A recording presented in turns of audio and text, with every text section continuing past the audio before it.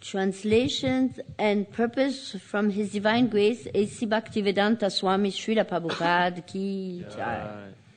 O my Lord, Lord of the demigods, after hearing the prophecy that you would take birth in our home and kill him, this uncivilized Kamsa killed so many of your elder brothers. As soon as he hears from his lieutenants that you have appeared, he will immediately come with his weapons to kill you. Purport. Kamsa has here been described as asabya, meaning uncivilized or most heinous, because he killed the many children of his sister. When he heard the prophecy that he will be killed by her eighth son, this uncivilized man, Kamsa, was immediately ready to kill his innocent sisters on the occasion of her marriage. An uncivilized man can do anything for the satisfaction of his senses. He can kill children, he can kill cows, he can kill brahmanas, he can kill old men. He has no mercy for anyone. According to the Vedic civilization, cows, women, children, old men, and brahmanas should be excused if they are at fault. But Asuras, uncivilized men, do not care about that. At the present moment, the killing of cows and the killing of children is going on unrestrictedly, and therefore this civilization is not at all human, and those who are conducting this condemned civilization are uncivilized Asuras. Such uncivilized men are not in favor of the Krishna consciousness movement. As public officials, they declare without hesitation that the chanting of the Hare Krishna movement is a nuisance. Although Bhagavad Gita clearly says, Satatam Kirtayam Mam Yasantas Chadridya Vrata. According to this verse, it is the duty of the Mahatmas to chant the Hare Krishna mantra and try to spread it all over the world to the best of their ability. Unfortunately, society is in such an uncivilized state that there are so-called Mahatmas who are prepared to kill cows and children and stop the Hare Krishna movement. Such uncivilized activities were actually demonstrated in opposition to the Hare Krishna movement's Bombay center, Hare Krishna land.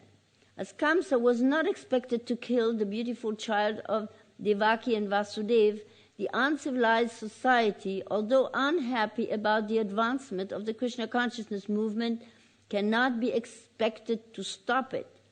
Yet we must face many difficulties in many different ways. Although Krishna cannot be killed, Vasudev, as the father of Krishna, was trembling because in affection he thought that Kamsa would immediately come and kill his son. Similarly, although the Krishna consciousness movement and Krishna are not different and no Asura can check it, we are afraid that at any moment the Asura can stop this movement in any part of the world. Namo Vishnu Padaya Krishna Pasaya Bhutale Shrimate Bhaktivedanta Swami Iti Namini. Namaste Saraswati Deve Gauravani Pacharane Nivishesha Sunyavadi Bhaskatya.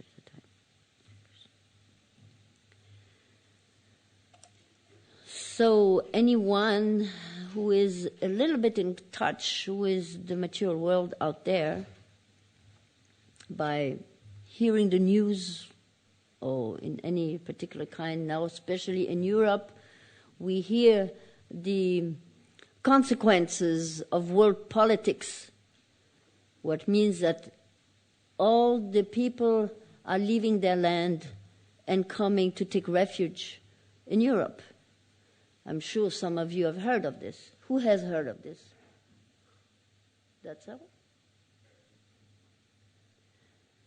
So I think what Prabhupada also is telling us here is that even though the devotees are living in a secluded and sheltered place, chanting the Hare Krishna Mahamantra every morning, serving Krishna and Srila Prabhupada, still it is also our duty to understand what's happening in this world out there. Because only if we actually understand what is happening today, every minute of the day, we can understand what Bhagavatam is telling us and actually develop the motivation that we need to actually push on this movement.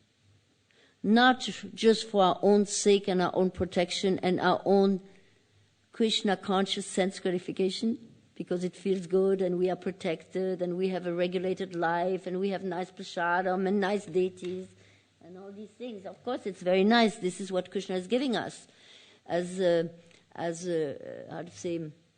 gift for leaving this material world out there and taking to Krishna consciousness and giving up material sense gratification.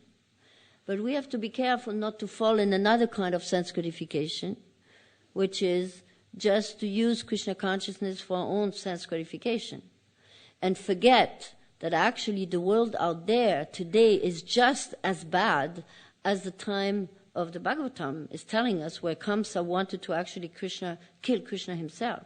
And Srila Prabhupada is saying here very clearly that actually the Asuras who are in the political world nowadays, they are actually, why do they want to stop us? Because if they don't, they know by heart, in their heart, that we are doing the right thing. So if they would agree and if they would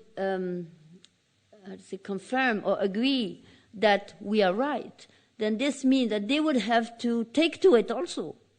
And in order to take to it also, they will have to change all their political opinions, to change all their lives, change the economy around, change their whole life philosophy around. But this is, I used to say, like when a car drives, when you come to a crossing, another car comes, you want to brake, the car doesn't stop immediately. It takes quite a few meters, depending on how fast you're driving, for the car to stop and actually make a stop and avoid a crash and maybe turn around or step back. So the dynamics of this material world is incredible, dynamic. And really it is very, very, very difficult to stop, because the dynamics are just driving, just like a car on a very high speed. And even if you see a danger ahead and you brake, it still takes you time before the car will stop. And Prabhupada takes the example of a fan. If you unplug it, it takes time for the fan to stop turning, even though the electricity is not there anymore. And in order to stop this incredible demoniac mechanism that is happening all over the world, it will take a big, big, big effort on our part to actually save a few that are prepared to hear, that are actually understanding. And a few are out there. And they think that by preaching peace and preaching being vegan or vegetarian, also they're going to stop. Of course, they contribute to all this. But we all understand, we all know, even those people, they are looking for another type of sense gratification. Actually, a sense gratification that is going to make less harm to the environment, less harm to earth, less harm to the air. Why? Because so they can enjoy longer. Because the consequences of their enjoyment will not be as bad as what's happening now. But their motivation is still the same, enjoying this material life and giving the opportunity for their children to enjoy material life nicely. That's why they are trying to work for environment and all these things. But they are working for the wrong motivations still. Their motivation is sense enjoyment, sense gratification. They haven't understood. It's still their own interest that they are following. So there's not much difference. It looks maybe less violent than what's happening in some cases, but still it doesn't make any difference, because the motivation is the same, sense enjoyment for oneself and one family and one loved one's friends and all that. So these people actually, unless they hear from the devotees, they have been given books and they hear from us, they are not going to be able to change their hearts either. It's easier maybe to change them because they're less violent, but still, sense enjoyment is so enrooted even if we look at ourselves after so many years of Krishna consciousness, none of us can really say that we are free of self-interest and the habit of enjoying oneself. So it is a very, very, very difficult, and only by Krishna's grace can we Krishna is the one who is actually giving us the blessings to, even despite of our own interest, our own desire for sense enjoyment, to actually show us the way how we can put this desire of sense enjoyment in His service. It's going to be very difficult to simply remove it. Actually, over years, for myself, I have understood it's not when a new devotee comes, we have to mash him down, to kill his false ego. False ego is actually never going to be killed because it's part of us. Krishna gave us. This is an element. This is ourself. But it's false. Why? Because we put it on the false direction. We use this ego that we have for ourselves instead of using that very ego for Krishna. So we only have to change the perspective from me or others and my friends, my relations and all this to Krishna and His devotees and everything. So that's all. We don't need to put anybody down, to finish him up until he is so humble that he can hardly even look up or chant properly or think properly or anything because he's so wiped out from being finished. This is not, Krishna doesn't want to face zombies. He's not interested in zombies. He is interested in full-fledged persons who are self-realized, who stand for themselves with all their senses, all their ego, all that they have that Krishna has given them. But we have to understand that the person that we are addressing is not me or my relations, but it's him and his devotees and his service, his pure devotee. So it's just a change of again, if we take the example of the car, it's a change of direction. It's like, oh my gosh, I've taken the wrong turn. So now what do I do to come back on track? So it's not that you throw away your car because you took the wrong turn. No, you use the car to go in the right track. So this is what we're asked to do. And this is very important to understand because otherwise none of us at the end are going to be really self-realized. We might look like perfect devotees who are walking, there's a German word, I'm sorry, I'm not English speaking, so some words I'm missing.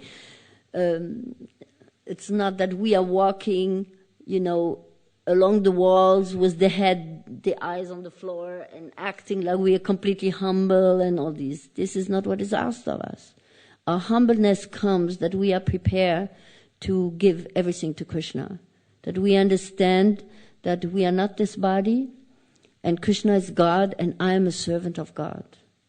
I'm a spiritual soul and a servant of God. And to understand this, and then every day use our activities in our life in the service of Krishna, this is real humbleness, not just to walk down with the eyes on the floor, or cover the head or whatever. Of course, it's nice because it's part of our etiquette and all this. But this is really to be able to be prepared to give up all our self for Krishna. And Krishna wants the little thing that we are hiding. Many things we can give, but many things we're hiding, we're keeping from Him. But He wants that very thing. He said, okay, you're giving me so much. Fine, that's nice. But this little thing over there that you're keeping for yourself, I want it too. And this is what is important. Because at the end, this is where we're going to be hooked at the end, by this little thing that we're simply refusing to surrender. So, here, for example, it says that at that time Kamsa, for his own sense gratification, he was prepared to kill even his sister who was just getting married. He was prepared to kill her. Prabhupada says the demons, they don't care. They kill They kill the animals, they kill the human beings, they kill women, they kill children, the cows, the brahmanas, everybody who is reminding of proper behavior, etiquette, that life does not belong to us, life belongs to God. God is the Supreme Personality of Godhead. Everything that is going to give them a bad conscience, because they do have a conscience and their conscience is reminding them you're doing something wrong, they're going to kill all this. It's just sometimes when you watch children play in the garden, as soon as if they are not properly educated in Krishna consciousness, what do? As soon as they see something moving, they put their foot on it. It's like a reflex, because the parents are not training them properly to understand this is life. This belongs to Krishna. They have the right to live just like you and me. You can't just go there and kill them. But when you observe children out there, if the parents are not attentive to care of their children, let them just play, maybe because they are in the temple chanting Hare Krishna, in the meantime the kids are going wild. And that's not proper either, because the child, as I said, sees something moving, poof, the reaction is put your foot on it, kill it. So this is not good. And even us, because we know that we're coming from other kind of backgrounds. We are not coming from pure devotees' parents or things that maybe some of you are, but not most of us are not. So we do have in our heart a lot of things in there that the first reaction is finish it, kill it, do something to it, stop it.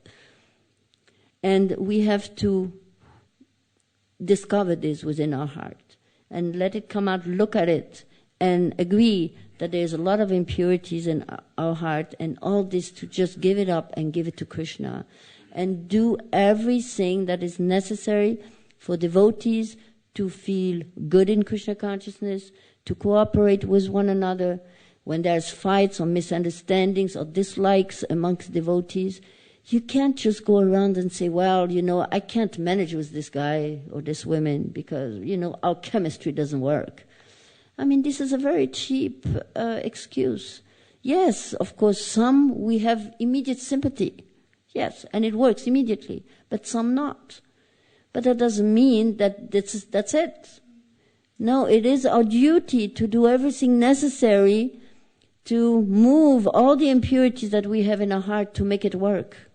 Because these persons, all of these persons, whether they live in the temple or they come to the temple as visitors, they are all Krishna's devotees. And we are here in Krishna's griha, so to say. This is his home. He lives, he sleeps, he eats. We wash his clothes, we bathe him, we cook for him, we clean the house. We fix the temple for his guests to come and see him. We are simply his servants here. We are like maids in here, cleaning the house, sweeping the floor, washing the dishes, washing the pots, and all these things, and talking about him, explaining to people who Krishna is. So we have absolutely no right to discriminate anyone, whether by religion or race or body or intelligence or likes or dislikes. So all these things, if we are aware of all these things, we have to work on this to actually practice this and put it out. Otherwise, even on the leadership level and the higher levels in Krishna consciousness, is the same thing. Everybody has to learn to come together, to agree with each other, and actually work on Prabhupada's mission cooperatively. Prabhupada has given us the Siddhanta, he has given us the philosophy, he has given us this movement, this ISKCON movement, to as a recipient for his philosophy to be able to be practiced, and then to carry this philosophy to the outside world. So this is our duty. And in order to do this, nobody is going to be attracted to come to this movement if they see that amongst each other, the same business is going on as out there. Same business is going on.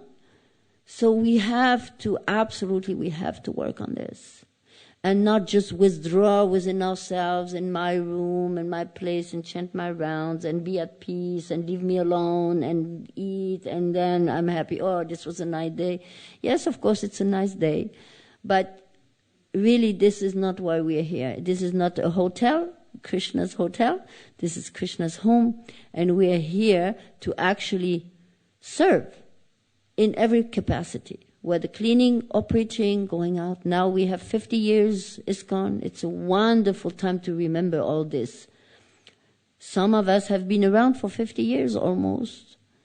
And it's natural after sometimes things, first we're very enthusiastic, and after sometimes things are coming down a little bit.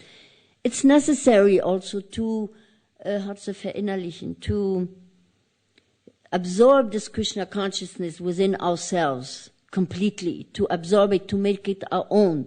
I remember when I first was a new devotee, I felt like this. I was a karmi, then I wanted to be a devotee, and my life was like this. There was two persons in me, one devotee and one karmi, and we always were trying to. And it took many, many, many, many years to all of a sudden everything come in one, that the person that I am actually did absorb Krishna consciousness 100%. So even for those who are new or who have been around for a few years, it takes time because we have been around since time immemorial in this material life. So it takes a long time to absorb this Krishna consciousness, to make it our own. But eventually, after some years, it becomes our own. It becomes natural. So what Prabhupada is trying to tell us here, that even at that time in Mumbai, when they were trying to have the Krishna land, the demons, they were fighting it like anything. But like it says here, even Kamsa wants to kill Krishna, but Krishna cannot be killed. He is the Supreme Personality of Godhead. I happen to have two little grandchildren. One is 3, one is 5. The first thing they tell you, Krishna cannot be killed. Nobody can kill him. He is the Supreme Personality of Godhead. Even a little child understands this. And anyone in this material world, whether he is a Muslim, a Christian, a Jewish, or whatever he can be, they are convinced. They know this. And actually, even the atheists, they know this, because they can't stop talking about the fact that there is no God. But they can't stop talking about God. They can't stop it. So everybody understands that God is eternal, cannot be killed. But still, they are trying to fight it. Hiranyakasipu didn't do anything different.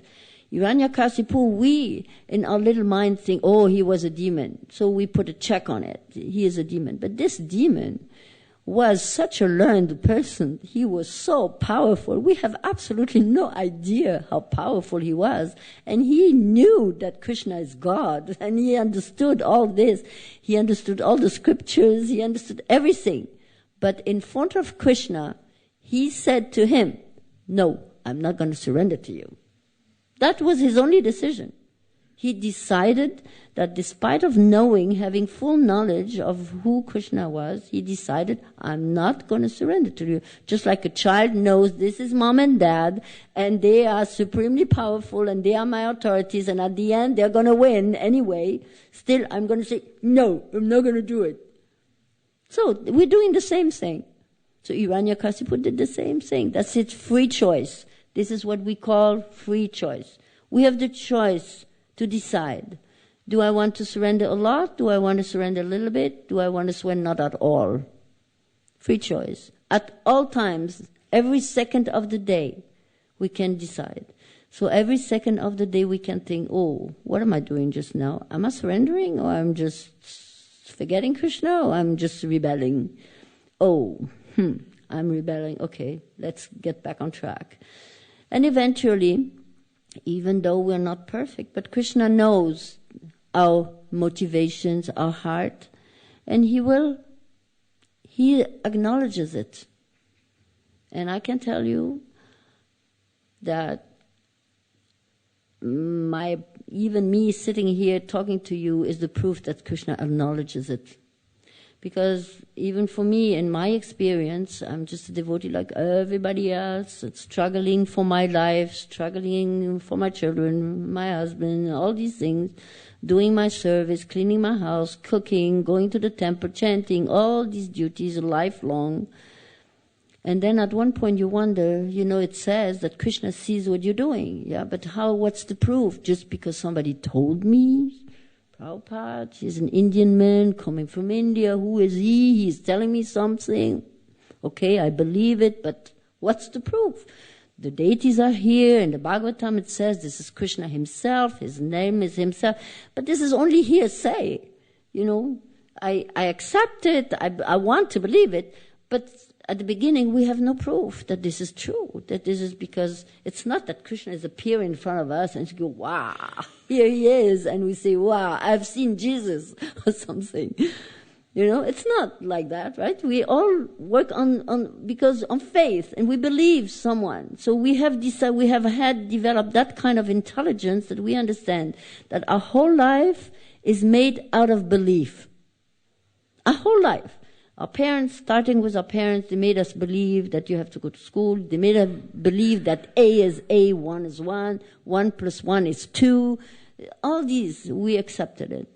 And then eventually we came to a point and say, well, what's happening out there, if I believe this is not the result I want. I want another result. I believe there is something more. So we took to other people who made us believe something else, something which is wonderful. We believe that there is Krishna Loka, the Vaikuntha planets, and all these.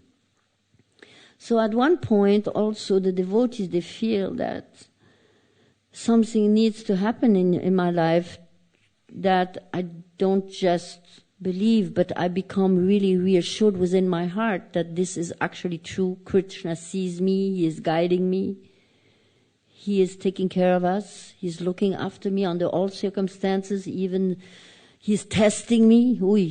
When that happens, then our belief in Krishna is reduced very much. But that all this comes from me, so we have sometimes a hard time believing this. I don't know timing. How long am I supposed to speak? 8:30. Okay, 15 more minutes. So even I had this question. And eventually Krishna did something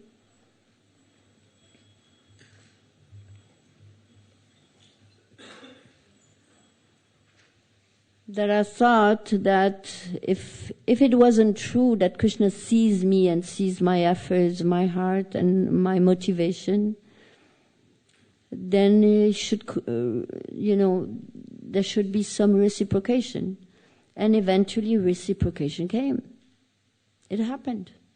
It's amazing. Beyond my wildest imagination. And the only thing I had is that from the very beginning when I came, I understood that Srila Prabhupada is giving us a wonderful thing, the chanting of the holy name, and that he is expecting us to take responsibilities. That's what I understood from the first week.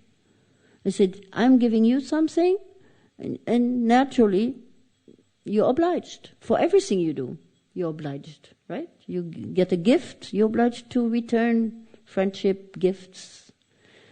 You get food, you return service. You get this and that, you return. It's always a give and take. It's not just a one-way thing. You get something and I'll just take it.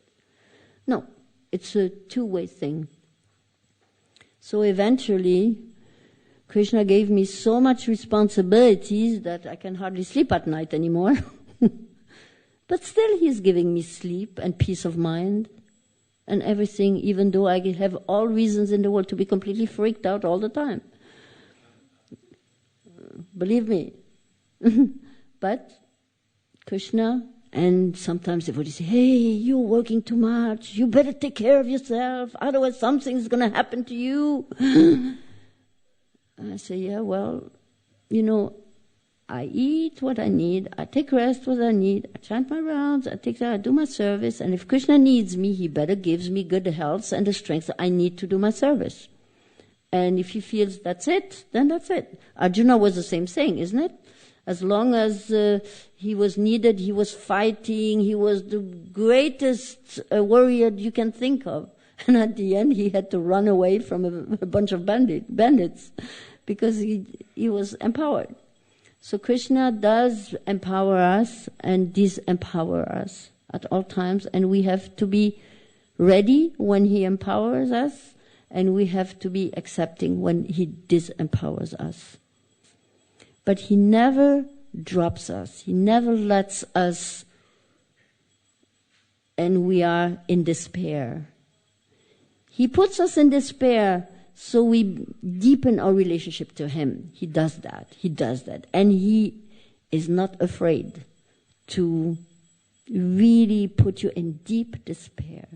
Actually, even Arjuna in the battlefield of Kurukshetra, we read this, he was shaking and it's like for us, like in a movie, the poor Arjuna, he's shaking, he dropped his weapon. But if Arjuna shakes, he must be in deep despair.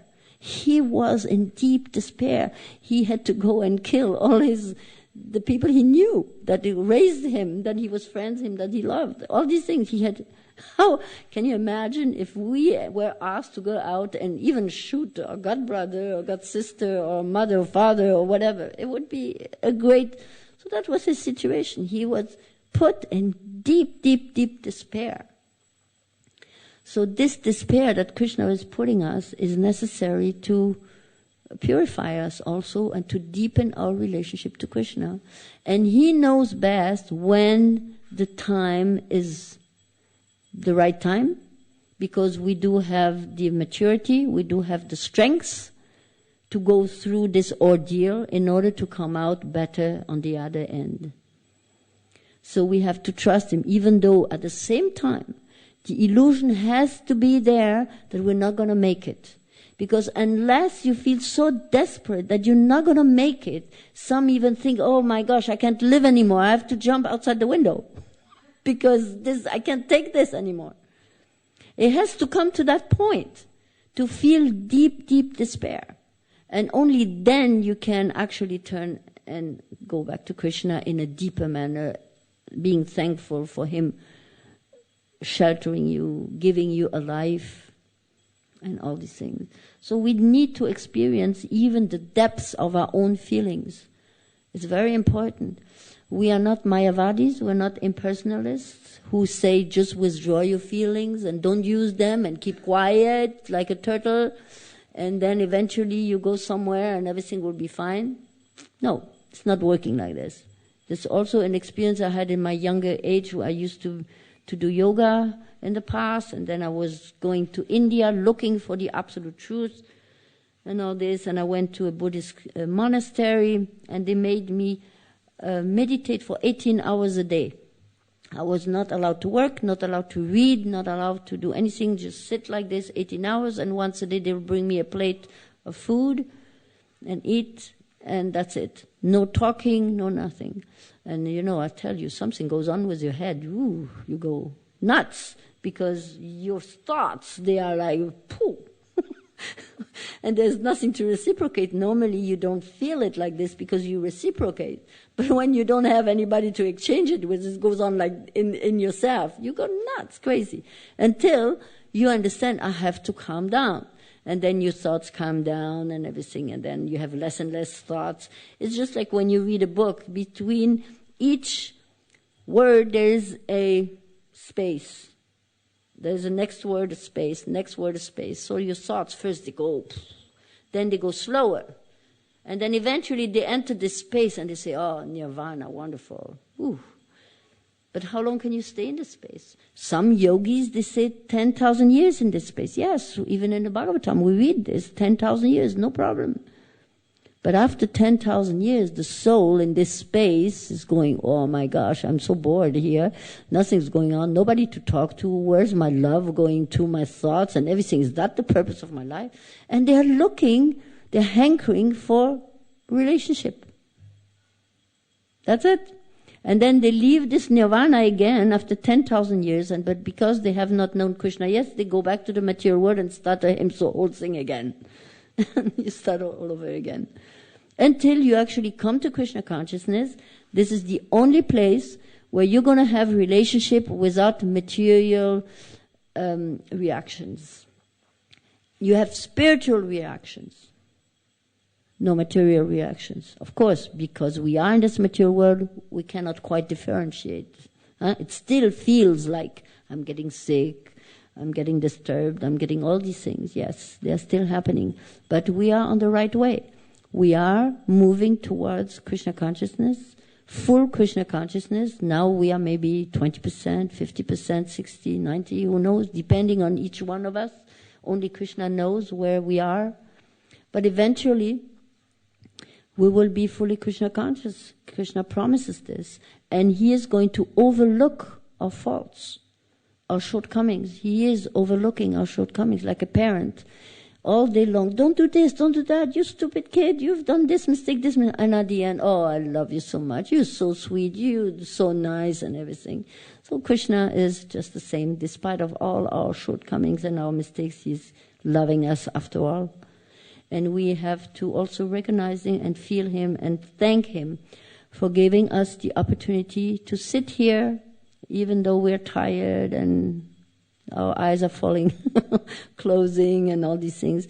This is our fortune. But this fortune is not going to last if we don't share it with our God brothers and sisters in a loving manner every day, and be aware that this situation that we have here, maybe it's not there tomorrow again. We don't know.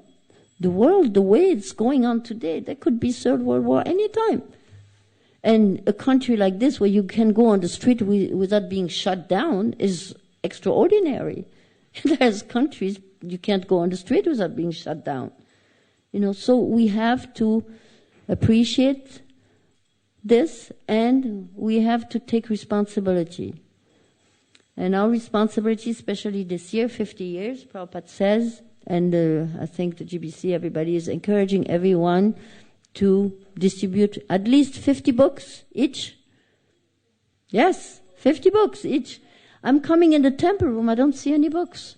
In the temple where I live, we took books, Bhagavad Gitas, and we put 5 books. We wrapped them together and we put a price tag on it, how much it is, the BBT price that is at the moment. And we made a display, and all the books are there, and everybody comes and say, oh, I have, I don't know, here's pounds, 10 pounds in my pocket. Let me give 10 pounds with these 5 books and take them. Even if you keep them in your shelf for now because you don't know who to give them to. Believe me, when they are in your shelf, you'll find, oh, my neighbor, my friend, my this, my that, I can give him a book. And then the books, and then you come again and take another 5 books. Or encourage the visitors to come. Here are the books. They are wrapped in 5 packages. Take a pack with you. Only costs so much. Take it to your home. Leave it there. Give it to your children, to your friends. Do it. Very easy. Very easy. So Prabhupada has given us actually a wonderful life, but because we have forgotten what's happening out there, we have even forgotten what kind of life we had before we came. We forgot all these things. It's good we forgot. But still, we're becoming complacent because of that. But this is really a luxury, the kind of life that we're living. And we need to be responsible to give it, to share it with others so they understand that this Hare Krishna movement is the only way that people are going to actually achieve peace, real peace, and even with it, environment will be okay, everything will be okay. But Kali Yuga is advancing on very, very, very big steps. Extremely big step. It's frightening what's happening out there. It's amazing what's happening. Really. So let's not go to sleep and have a nice time. Please, all of us, let's wake up and take responsibility and think about what can I do today, tomorrow, the next day to actually contribute to spreading this movement. Prabhupada knew exactly what he's doing. It's just amazing. This is a perfect, and nobody is going to do better than him. Sometimes devotees say, oh yeah, Prabhupada did it, but now he's an old man. It's a long time ago. Now we are modern. We are more advanced. Prabhupada didn't know. No. He knew the absolute philosophy, this movement. Prabhupada says in the Bhagavad Gita, unfortunately I don't know what verse it is, but it says, anyone who thinks that you can be Krishna conscious outside of this movement is hallucinating. You know what the word hallucinating means? Means when you take drugs. And I don't know what drug you have to take, metal Chris or something it's called today. This is hallucinating. You are hallucinating, means you are dreaming something that is unreal. So, for those who have the fortune to be in this movement, please take responsibility so that those who are close to understand, they actually can join and take full advantage of this Krishna consciousness movement. Okay? So, a few more minutes maybe for questions, comments, corrections, anything. Let me see if there's anything more I wanted to tell you that I maybe forgot. Yeah, the other thing I wanted to tell you also is that it's very important for all of us. This movement actually is a movement of education. If you think that the minute a bhakta comes in, he learns, the first thing he learns, he's being told to offer obeisances when he comes in a temple room. First, take off his shoes. That's the first thing he learns, maybe. Then offer obeisances. Then not to show his back to the deities. Then take a bath every day, eat prasadam. So many things in one day. So the next bhakta who comes in, this one who is there one day, he is already can teach the next one that very thing. And for those who have been around for 30, 40, 50 years, it's endless teaching from youth and from elders, from the scriptures. And so be aware that this movement is a movement of learning and teaching at all times.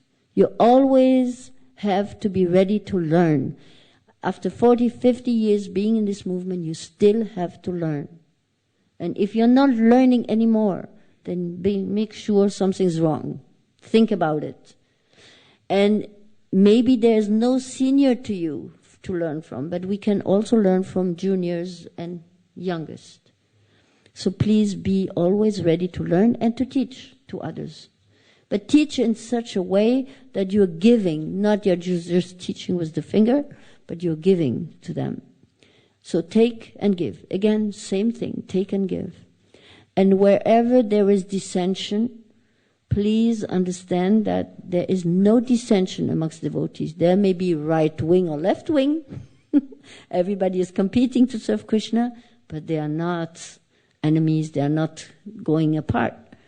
So some of us come with a character, and the character is actually a dividing character. It happens, but that's the way we come. So when we are aware that we have the tendency of divide things, let's check on this and do all efforts we come to bring things together rather than dividing things.